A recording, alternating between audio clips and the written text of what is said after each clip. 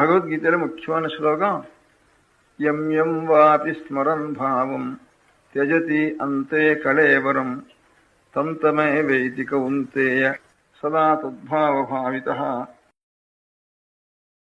கடைசி க்ஷணத்துல உடல்ல விட்டு உயிர் கிளம்புற சமயத்துல எந்த எண்ணத்தோட இவன் இந்த சரீரத்தை விடுறானோ, அதுக்கப்புறம் இந்த உயிர் இன்னொரு உடல்ல உருவாகி வளர்றப்போ இந்த எண்ணத்துக்கு தகுந்தாப்புல ஒரு சரீரம் ஏற்பட்டு அதுல இருந்து அதை அனுசரிச்ச ஒரு ஜென்மம் அவனுக்கு கிடைக்கும். ஈஸ்வரனே சித்தத்துல இருந்துட்டு தானா இவன் சரீரம் போறப்போ, அப்போ அந்த ஈஸ்வர சுரூபத்துல போய் ஐக்கியமாயிடுவோம். பாக்கி ஏதான ஒரு துக்கத்தோட இருந்தானா அடுத்த ஜென்மம் ஒரு துக்கத்தை கொடுக்க முடியாத ஜென்மம் வரும். ஒரு கோபத்தோட இருந்தானா கோபத்தை கொடுக்க முடியாத ஜென்மம் வரும். சாந்தமா பரமேஸ்வரத்துல பரம பக்தி அப்படியே கண்ணு உருகின்று இருந்தானா அப்படி அப்புறம் ஜென்மமே இல்ல, ஈஸ்வர சுரூபம் இருக்கும் அப்படின்னு இது கீதையில ஒரு இது பண்ணிருக்க. அதான் ஒருத்தர் பரியாசமா சொல்றது, அப்ப இப்பவே பிடிச்சு சுவாமி நினைப்பானே, அப்ப நினைச்சா வருவோம் இல்லையோ. நித்திய எண்ணத்துக்கு ஜபம் பண்ணணும், நித்திய எண்ணத்துக்கு தியானம் பண்ணணும். அப்ப அன்னைக்கு ஒரு நிமிஷம் பண்ணா போடுவோம் இல்லையோ. ஜென்மம் முழுக்க பண்ணிட்டு இருந்தாலே அப்பா ஐயான்னுட்டு அப்ப அழகிறதுக்கு ஆரம்பிச்சிடும். இதெல்லாம் மறந்து போயிடுது நமக்கு. உயிரோட இருக்கிறப்ப என்ன துக்கம் வந்தாலும் இதெல்லாம் என்ன, இதுக்காக நாம் துக்கப்பட்டு இருந்தோம் அழுதுன்றோ இருந்து இதனால என்ன வர போறது, என்ன வரைப்படுறது, இதெல்லாம் மறந்து போயிட போறது. எத்தனையோ துக்கம் வருது. அப்புறம் நான் சிரிக்கலையா, அப்புறம் ஒரு கட்டகாரியம் பண்ணலையா, அப்புறம் என்னமோ உற்சாகம் கண்டபடி வேடிக்கை எல்லாம் பேசலையா, அப்போ ஒவ்வொருன்னு அழறோம். அப்புறம் என்ன மறந்து விட போறது. அதனால இந்த துக்கத்தெல்லாம் எந்த துக்கம் வந்தாலும் நம்ம ரசிக்கிறது அது ஒன்றும். இப்ப போனவா எத்தனையோ பேர் நஷ்டமா போறது என்னவோ சாமா, இதெல்லாம் நினைச்சிட்டு இருந்து நமக்கு என்ன ஆக போறது.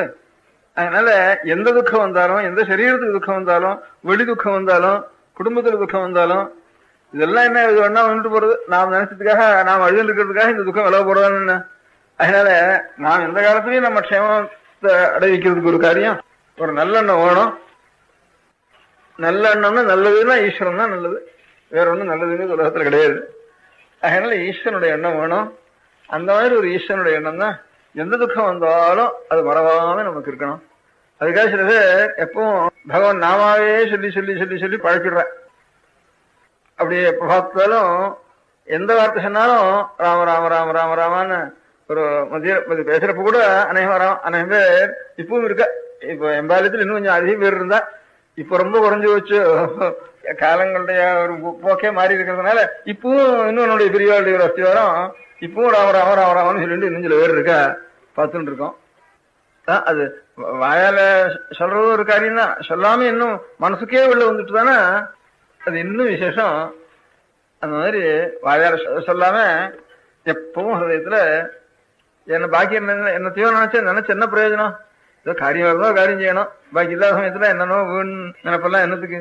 பகவானுடைய நினைவு எப்பவும் இன்டர்வல் முழுக்க பகவானுடைய நினைப்பு இருக்கலாமே. ஒரு காரியம் பண்ற போனா காரியத்தில் நினைப்பு இருக்கட்டும். அது வேற அதுக்கு இதுக்கு நடுவில் கொஞ்சம் என்ன இடைவெளி இருந்தானே அப்ப பகவானுடைய நினைப்பு இருக்குமே. பகவான் நினைப்பது வேற காரியம் என்னத்துக்கு நமக்கு. அது தவிர வேற நினைச்சதுனால என்ன வந்துட்டு நமக்குப்பா, என்ன லாபம் வந்துட்டுது. மத்தியமத்தில் அதை செய்வேன்.